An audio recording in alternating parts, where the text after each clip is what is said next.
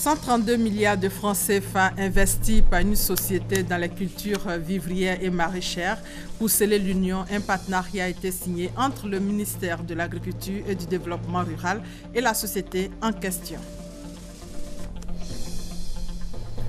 L'événement culturel, c'est Pakinou 2016 qui est lancé dans la région du Bélier. Cette année, c'est la ville de Yamoussoukro qui va abriter les festivités.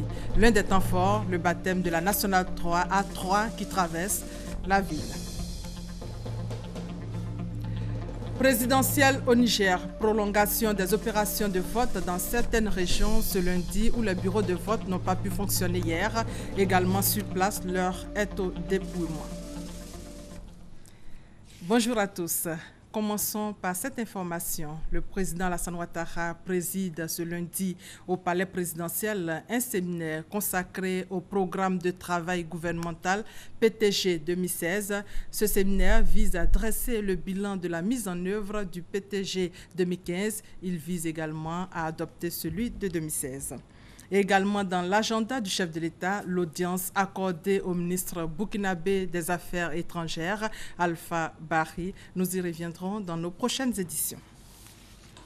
132 milliards de francs CFA seront investis par une société dans les cultures vivrières et maraîchères. À cet effet, un partenariat a été signé entre le ministère de l'Agriculture et du Développement rural et la société en question, partenariat qui porte sur un projet agro-industriel et de l'élevage. Paul Kouadio et Abou Sanogo pour plus de détails. Environ 132 milliards de francs CFA. C'est le coût du projet agro-industriel et de l'élevage PAESI, financé par la société portugaise Greenland Gestão Ambiental, dont le but est de contribuer à la lutte contre la pauvreté par l'amélioration des revenus agricoles. Le ministère de l'Agriculture et du Développement rural et l'investisseur ont jeté les bases de ce projet prévu s'exécuter sur 5 ans. Je pense que c'est un projet complet, un projet intégré de production pour lequel vous aurez l'assistance et le soutien du ministère de l'Agriculture pour sa mise en œuvre. Parce qu'il va contribuer à aider nos braves productrices de vivriers à moderniser leurs moyens de production. Il s'agit de création d'emplois. Votre projet prévoit d'en créer 2000 de manière directe. Le PAESI permettra la mise en valeur des parcelles de production de cultures vivrières et maraîchères, la construction d'une usine de décortiquage de riz et l'appui au groupement féminin. Et si je suis content, c'est toutes les femmes du secteur vivrier qui sont contentes parce que notre mécanisation va être effective. Le projet agro-industriel et de l'élevage s'inscrit dans le programme national d'investissement agricole qui compte à l'horizon 2020 créer 2 400 000 emplois afin de sortir 6 à 7 millions d'Ivoiriens de l'insécurité alimentaire. À Blény-Méouin, dans le département de Bangolo, région du Guémon, les producteurs ont manifesté il y a quelque temps. Ils dénoncent le comportement des acheteurs qui ne respecteraient pas le prix du kilogramme de cacao fixé par le gouvernement. Saisi de cette situation, le conseil du café cacao de Diokwe s'est rendu sur place et l'un des principaux accusés a été arrêté. Reportage F. Boué. Plus de 3 heures d'horloge pour situer les différentes responsabilités. Dans la salle de réunion de la sous-préfecture de Blény-Méouin, autorités administratives responsables de la filière café-cacao, producteurs et acheteurs se sont exprimés. Pour rappel, il y a de cela quelques jours, les producteurs de cette bourgade située à 53 km de Bangolo ont manifesté pour dénoncer le comportement de certains acheteurs véreux. L'intervention même du sous-préfet en son temps n'a pas freiné les ardeurs des mis en cause. Aujourd'hui donc, cette rencontre en présence du délégué régional du conseil du café cacao de Diokwe a permis de recadrer les choses. Le dénommé Kone Youssouf, qui se présenterait comme le responsable des acheteurs de produits, est le principal mis en cause. C'est un opérateur que tout le monde même a indexé, qui n'est même pas agréé. Il n'est pas dans nos fichiers. Et donc, évidemment, c'est clair qu'il n'achète pas avec des reçus. Donc, il ne va pas respecter le prix. Mais déjà, nous avons pris des dispositions par rapport à cet opérateur-là. Il a donc été arrêté et remis aux autorités compétentes pour nécessiter d'enquête. Les producteurs de Blény-Méouin peuvent pousser un ouf de soulagement. Le prix de 1000 francs déclaré par le président de la République depuis le 1er octobre jusqu'au 31 mars sera respecté à Blény-Méouin. Le prix sera donc respecté. Le Conseil du café cacao demande aussi aux producteurs d'être vigilants et de dénoncer tout comportement suspect. L'an dernier, la région du Tchologo a contribué pour 11 000 tonnes à la production nationale de noix de cajou. Pour le Conseil Coton Anacad, c'est une contre-performance vu les capacités de la région. Cette année, non-respect du prix, mauvaise qualité, vente de produits aux acheteurs non agréés ne doit pas faire ménage avec la campagne ouverte le 15 février dernier. Voilà qui explique la tournée régionale du Conseil pour sensibiliser les producteurs de noix de cajou. L'étape de Kong avec Léon Brou. Madiara s'en souvient, l'an dernier, ces 2 hectares d'anacarde ont fleuri autant que cette année. Mais combien a-t-elle récolté? Difficile de répondre. Madiara a vendu sa récolte aux acheteurs non agréés. Ils ne lui ont délivré aucun document. Je n'ai pas vendu à une seule personne. Quand j'appelle quelqu'un, il pèse dans les cuvettes. Ce que je gardais, j'ai eu 300 000. Au niveau des acheteurs, ils jouent au grand malin parce que ils jouent sur l'ignorance des producteurs. Si bien qu'une cuvette qui peut faire, disons, 10 kilos, ils peuvent acheter au prix de 4 kilos. Dans la sous-préfecture de Nafana, c'est souvent ainsi que se commercialise la noix de cajou. Conséquence, mauvaise campagne pour les producteurs, fuite du cajou de sa zone de production. Illustration, seulement 2000 tonnes de cajou pour le département de Kong sur les 11 000 de la région du Tchologo la campagne dernière. Le Conseil Coton Anacad est donc formel, plus de vente du produit aux acheteurs non agréés. Les paysans doivent se tourner uniquement vers les acheteurs agréés, seuls capables de respecter les 350 francs le kilogramme de noix de cajou, le prix minimum garanti avec à l'appui des reçus d'achat. Avec ces reçus d'achat-là, nous, Conseil Coton de l'Anacad, on a les statistiques réelles de la production de la sous-préfecture.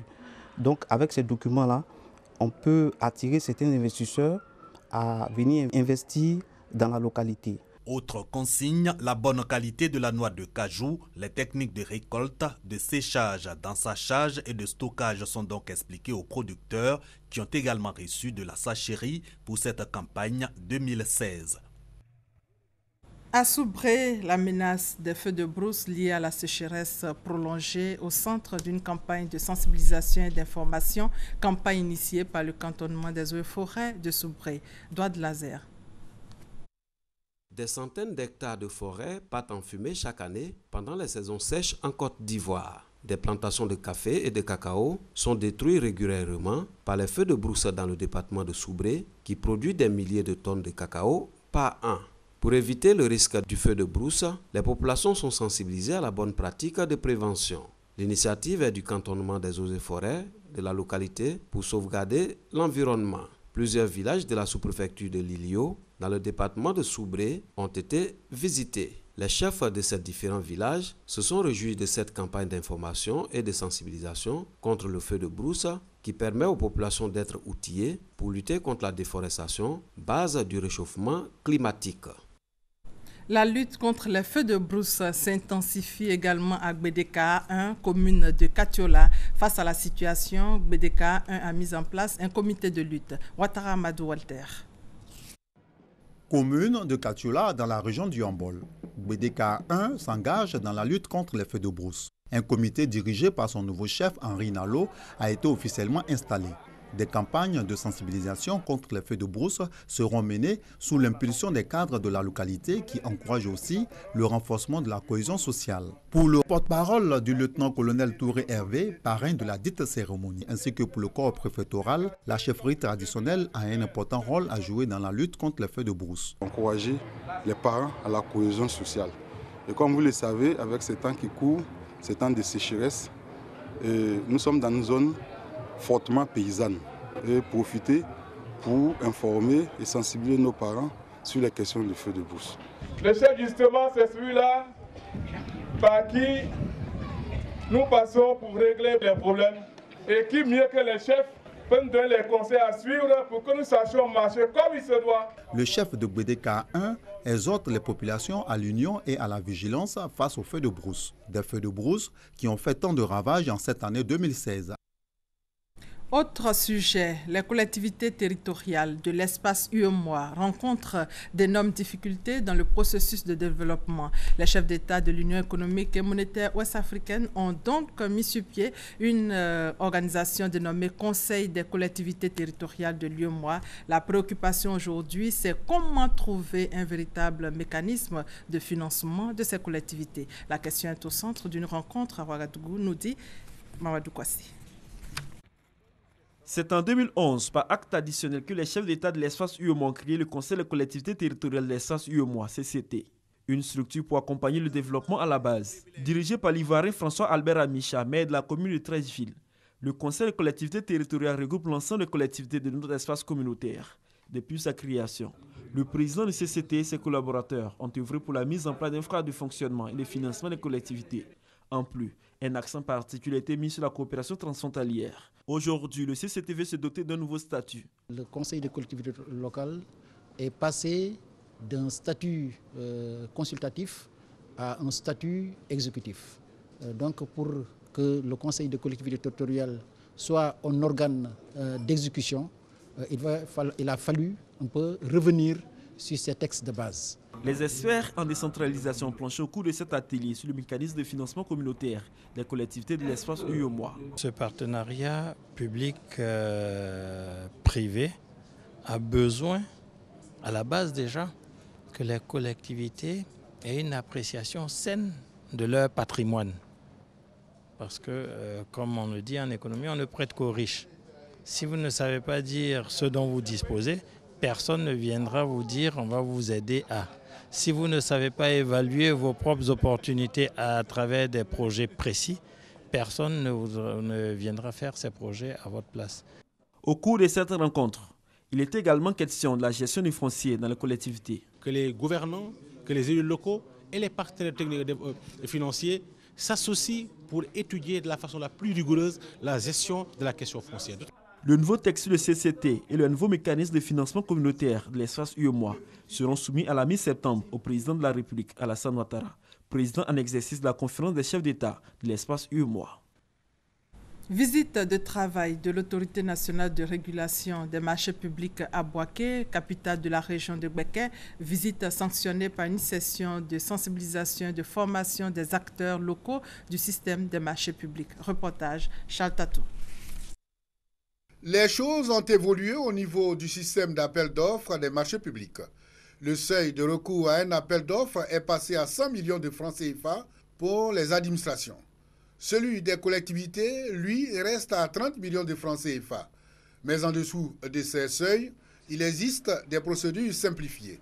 Procédures d'appel d'offres limitées. Des allègements pour permettre l'exécution rapide des budgets. C'est ce qui ressort de la présentation de nouvelles mesures sur les marchés publics. Présentation faite face aux acteurs locaux du système des marchés publics des régions du Hambol et de Béké. Nous voulons faire une transmission des savoirs, des savoir-faire et des savoir-être pour que les acteurs locaux soient au même diapason que tout le monde au niveau national. Et que nous démontrons que même en région, les opérateurs ont les mêmes compétences qu'au niveau central.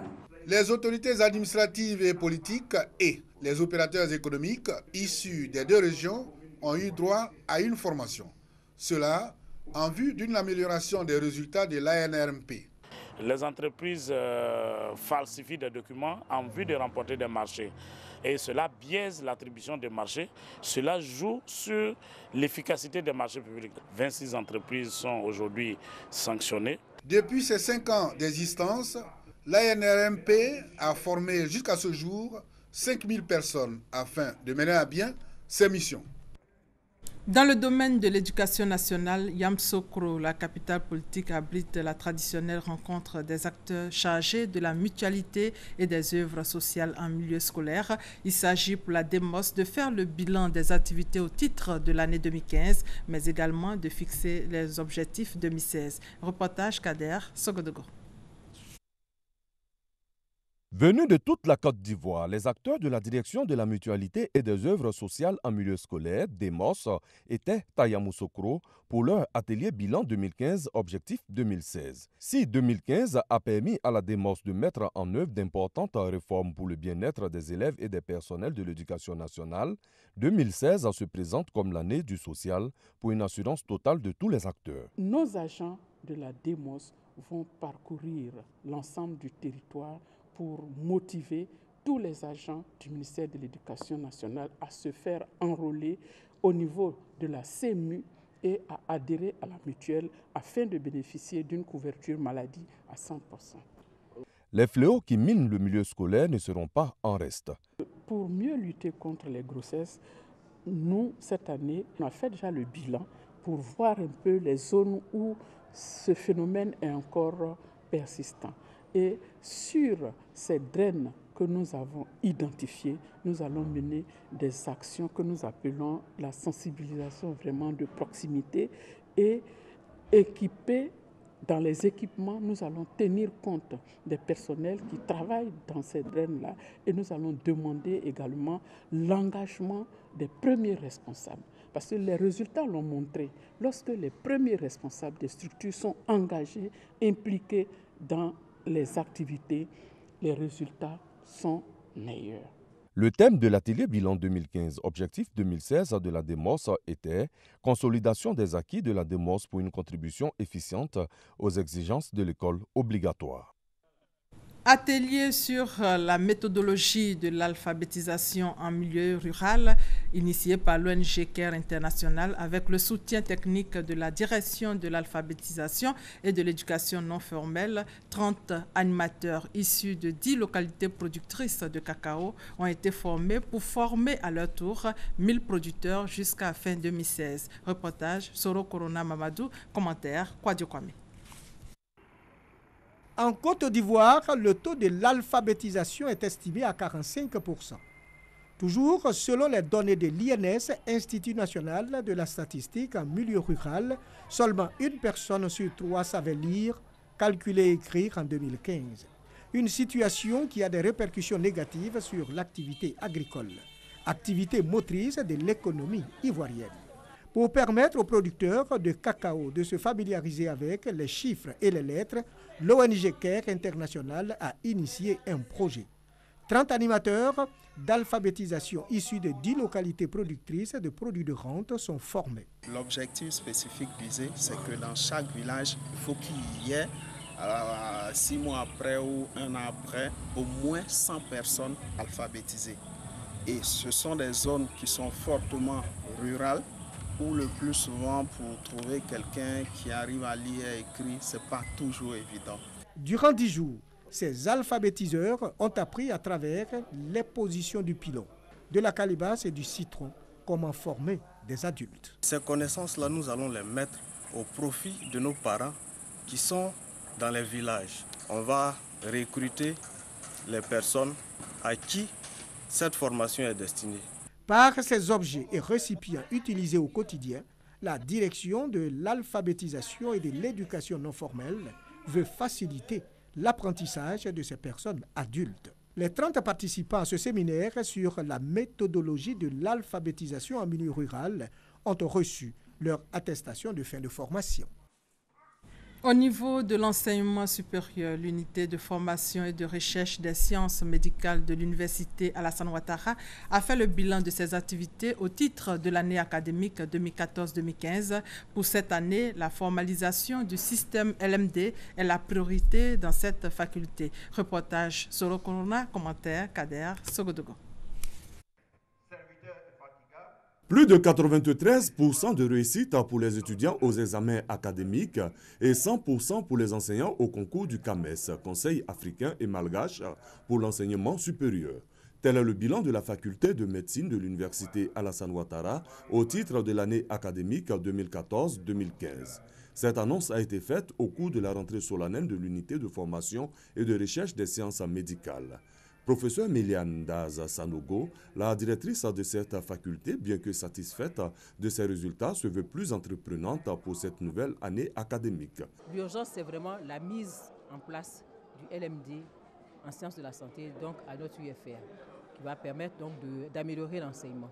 Et c'est vrai, il va falloir qu'on utilise toutes les nouvelles technologies pour améliorer l'enseignement, comme on dit, enseigner autrement, évaluer autrement. Les autorités universitaires et sanitaires de Bouaké se félicitent des résultats de cette UFR. Le président de l'université Alassane Ouattara, professeur Lazare Poamé, tout en saluant cette performance, a exhorté cette faculté à maintenir le cap. Il s'est engagé à initier une saine émulation entre les différentes facultés au sein de son institution. Les méritats dont les critères sont à la fois scientifiques et d'ordre éthique amènent chaque enseignant à adopter un comportement exemplaire pendant qu'il est encore en fonction. Au cours de cette cérémonie de rentrée solennelle, 3 professeurs appelés à faire valoir leur droit à la retraite ont été honorés. À Atokro, localité de Mbayakro, les populations souffrent du manque d'électricité et d'eau potable. Pour faire face à cette situation, les filles et fils du village ont initié une journée dédiée au développement pour tracer les sillons de l'avenir. Reportage Hassan Khan, commentaire Ouattara Amadou Walter. Atokro, localité du département de Mbayakro. Peuplé de plus de 3000 âmes, il existe à Atokro une école primaire, un centre de santé et un marché. Cependant, l'électricité et l'eau font défaut. On a un grand village, on manque de lumière et puis d'un château d'eau. C'est une pompe du village que l'école et les villageois, tout le monde va s'attrouper, soit peut-être qu'à partir de 4 h du matin, jusqu'à pour que nous ayons droit, il faut par là, vers 15 h, 16 h par là. En tout cas, ce n'est pas facile. Pour faire face à cette difficulté, les filles et fils de la localité ont initié une journée du développement pour tracer les sillons d'un développement harmonieux de cette bourgade. Parrain de la journée, le député de Satam-Mangbasawa, Ouattara Anzoumana, a invité les populations à l'union pour l'essor de la localité. Cette population a soif d'électricité, cette population a soif d'eau, cette population a des problèmes de route. C'est vrai, le président a beaucoup fait. Seule l'union fait la force. Donc j'ai appelé à l'union, j'ai appelé à la collaboration, j'ai appelé à l'entente. Seul dans l'entente, nous pouvons bénéficier des bienfaits du président de la République. Cette cérémonie du développement à Atokro a été marquée par des séances de prière, de bénédiction pour le président de la République et pour le pays. Et dans le domaine de la cohésion sociale, le peuple bété de la région du Haut-Sassandra, désormais uni au peuple Sénoufo de la région du Tiologo, cette alliance impulsée par le couple Guillaume Soro, les chefferies traditionnelles des 2 régions l'ont scellée à Fek et Sédougou. Léon Brou pour plus de détails. Sokoro, siège du trône du peuple Nyarafolo, commune de Ferke-Sédougou, région du Tiologo. La chefferie du Haut-Sassandra reçut avec les danses du terroir à Sénoufo, dont le Tangélé, danse royale des occasions exceptionnelles. Cet accueil, car le peuple bété est désormais allié au Sénoufo. Une alliance sous la bénédiction de leur majesté Soronien Fol, chef suprême de Nyarafolo, et série des Justin de la chefferie centrale du Haut-Sassandra. Ferment de cette alliance pour juguler peines et joies des 2 peuples, le couple Soro-Kigbafori-Guillaume. Premier défi donc à relever, la protection du président de l'Assemblée nationale. Il est la cible d'allégations ces derniers temps. Nous, c'est beau, sommes plus que jamais convaincus que cela n'est qu'un mauvais vent de passage qui rend forts les hommes de demain.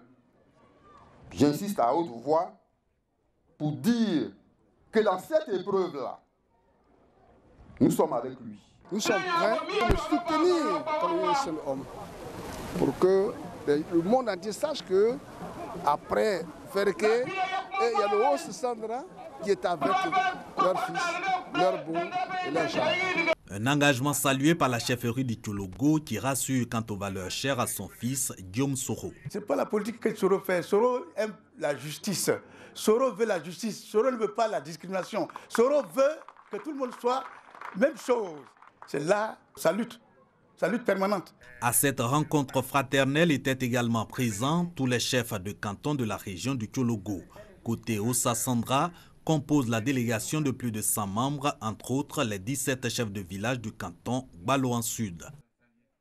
Dans l'actualité culturelle, le lancement de Pakinou dans le Bélier, la fête de Pâques version baoulé a été lancée par le ministre d'État Aoussou Kouadio-Jano. Cette année, c'est Yamsokro qui va abriter les festivités dont l'un des temps forts sera le baptême de la nationale A3 qui traverse la ville. Cette route portera le nom du premier président de la Côte d'Ivoire, Félix Houphouët-Boigny Kader Sogodogo.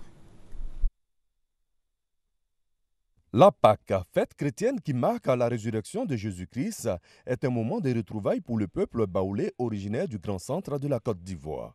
On y parle de développement, mais également une place de choix est accordée à la culture.